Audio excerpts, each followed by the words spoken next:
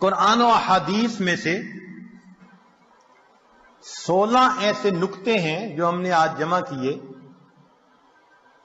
ان کو سمجھ لیں کہ یہ چابیوں کا ایک گچھا ہے.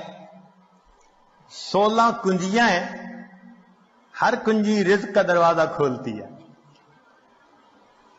اور یہ بتانے والا کوئی عام عامل نہیں ہے، یہ سید الاولین والآخرین اللہ کے پیارے حبیب صادق الامین، جس زبان سے ہمیں قرآن ملا اسی زبان سے ہمیں نبی علیہ السلام کا فرمان ملا. انہوں نے یہ بات بتائی تو دلوں میں ہم یقین کر کے ان باتوں کو سنیں اور ان اعمال کو اپنائیں اور رزق کے دروازوں کو آنکھوں سے کھلتا دیکھیں.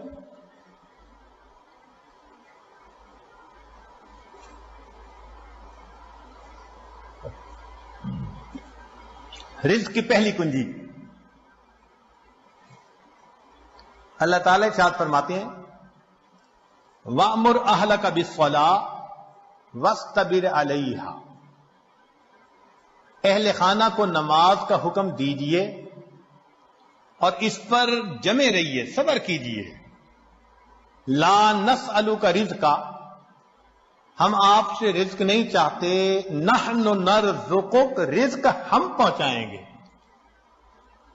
اس آیت مبارکہ میں اللہ رب العزت ایک وعدہ فرما رہے ہیں اور وہ پروردگار وعدے کو نبھانا جانتا ہے.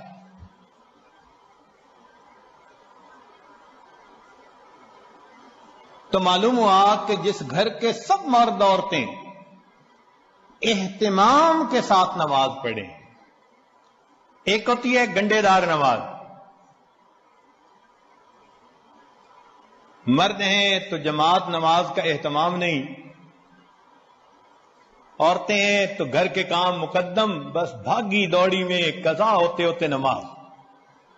ایسی نماز نہیں، اہتمام کے ساتھ نماز. تو جس گھر کے سب لوگ اہتمام سے نماز پڑھیں، یہ نہ ہو کہ عورت کھڑی تو مصلی پہ ہو جائے اور ہاتھ باندھ کر کپڑوں کی آپس میں کلر میچنگ کر رہی ہے. مرد مصلی پہ تو کھڑا ہو جائے اور گلی بازار کی سیریں کر رہا ہو. ایسی نماز نہیں. نماز پڑھے جیسے نماز دھیان توجہ کے ساتھ پڑھنی چاہیے. کوشش تو کرے نا اپنی طرف سے دھیان جما کر پڑھنے کی. کوشش پر اللہ کی طرف سے اجر عطا ہوتا ہے. دنیا میں نتائج پر اجر ملتا ہے کہ یہ اچیو کر کے دکھاؤ تب تمہیں یہ ملے گا. اللہ فرماتے ہیں کوشش کر کے دکھاؤ.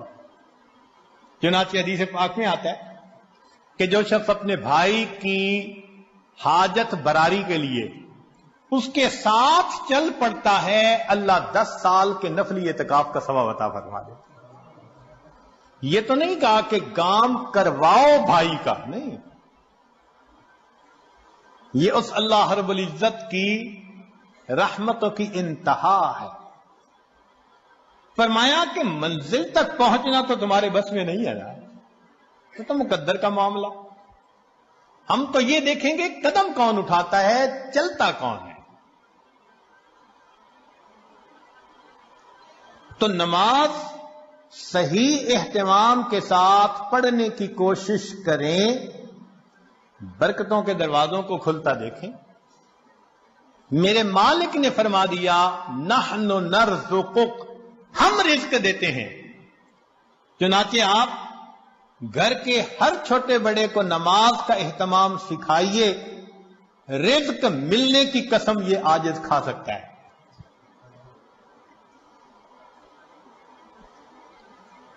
ماسٹر کی ہے رزق کی. کاروبار، نوکری، کوئی بھی مسئلہ ہو رزق کا، اہتمام نماز سے اللہ رب العزت مسئلوں کو حل فرما دیتے. دوسرا عمل کثرت استغفار. قرآن مجید میں ارشاد فرمایا فَقُلْتُ اسْتَغْفِرُوا رَبَّكُمْ إِنَّهُ كَانَ غَفَّارًا يُرْسِلِ السَّمَاءَ عَلَيْكُمْ مِدْرَارًا وَيُمْدِدْكُمْ بِأَمْوَالٍ. تو کثرت ذکر سے اللہ فرماتے ہیں میں مال کے ذریعے سے تمہاری مدد کروں گا.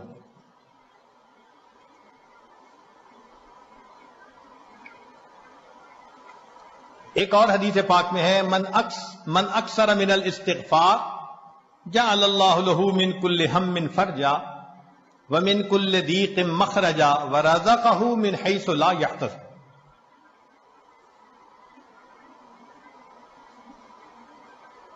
امام قرطبی رحمۃ اللہ علیہ فرماتے ہیں گناہوں کی معافی مانگنے سے بارش ملتی ہے، اللہ رب العزت قوموں کے رزق کو وسیع فرما دیتے ہیں.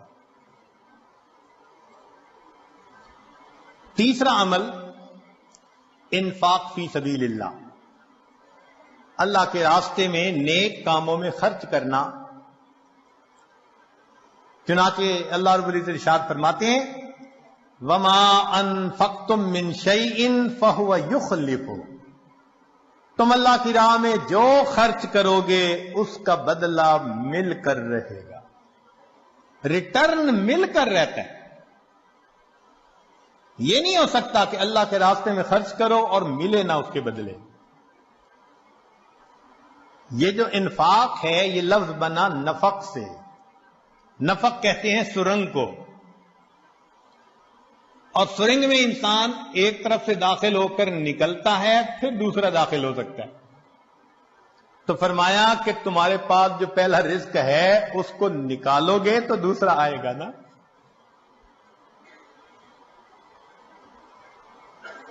وَمَا تُنْفِقُوا مِنْ خَيْرٍ يُوَفَّ إِلَيْكُمْ. فرمایا انفق ينفق علیک، تم خرچ کرو اللہ تم پر خرچ کرے گا. عبداللہ ابن عمر اللہ عنہ فرمایا کرتے تھے ان للہ اقواما اختصهم بالنعم لمنافع العباد. اللہ کے کچھ بندے ایسے ہوتے ہیں اللہ نے ان کو اپنے بندوں کے منافع کے لیے مخصوص کر دیا. ان کی ذات سے اللہ کے بندوں کو نفع ملتا رہتا ہے. یہ ان کا چارٹر آف ڈیوٹی ہوتا ہے. جو ان کو ملتا ہے وہ ان کے اپنی ضرورت کے لیے صرف نہیں ہوتا، وہ دوسروں تک پہنچانے کے لیے ہوتا ہے. جو ڈاکیا ڈاک پہنچاتا رہے اس کی ترقی ہوتی رہتی ہے، اور جو ڈاک نہ پہنچائے تو اسے اپنی نوکری سے معزول کر دیتے ہیں. چنانچہ کتنے لوگوں کو آپ نے دیکھا ہوگا کہ بڑا اچھا کام چلا، کاروبار چلا، پھر یکدم ٹھپ. وجہ کیا بنی؟ کہ جو ملا تھا وہ سارا ان کا نہیں تھا، اس میں اللہ کے لیے خرچ کرنا تھا، مسکینوں پر، بیواؤں پر، طلباء پر، دین کے راستے میں، فلاحی کاموں میں. یہ خزانے کے سانپ بن کر بیٹھ گئے. بینک بیلنس چیک کرتے ہیں آج اتنے ملین اور آج اتنے ملین. اوپر سے ڈاکانی بند ہو گئی. کہتے ہیں جی ایک وقت تھا مٹی کو ہاتھ لگاتے تھے سونا بنتی تھی. حضرت صاحب آج تو سونے کو ہاتھ لگائے مٹی بنتا ہے. کسی نے کچھ کر دیا ہے؟ جی بالکل آپ نے خود ہی تو کیا ہے.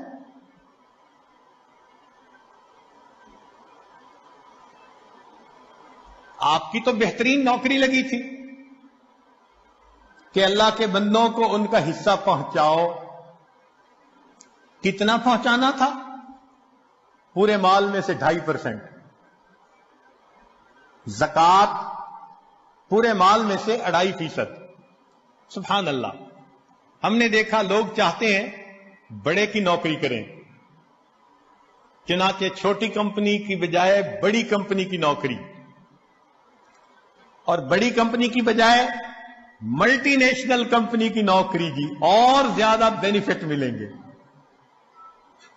تو کیا اچھا کہ ہم سب سے بڑے کی نوکری کریں. سب سے بڑے کی نوکری یہ کہ جو اللہ نے مال دیا گن گن کر اس کی زکات کو نکالیں. اللہ وہ پروردگار ہے جو 2.5% مال غریبوں تک پہنچانے کے بدلے امیروں کو 97.5% تنخواہ عطا